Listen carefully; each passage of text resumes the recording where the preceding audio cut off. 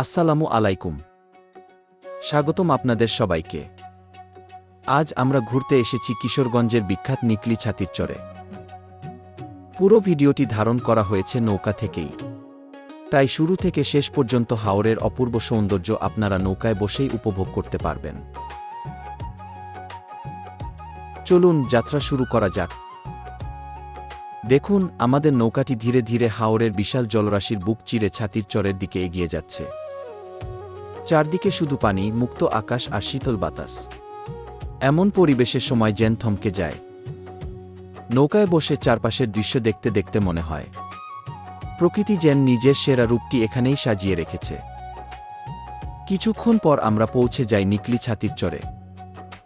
দূর থেকে যতটা সুন্দর লাগে, কাছ থেকে এর সৌন্দর্য যেন আরও বেশি মুগ্ধ করে।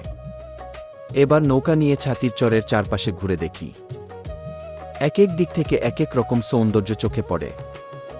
কোথাও বিস্তীর্ণ জলরাশি, কোথাও সবুজের ছোঁয়া, আবার কোথাও আকাশ আর পানির মেলবন্ধনে তৈরি হয়েছে এক মনোমুগ্ধকর দৃশ্য। ভিডিওতে আপনারা ছাতির চরের কিছু ক্লোজ দৃশ্যও দেখতে পাবেন,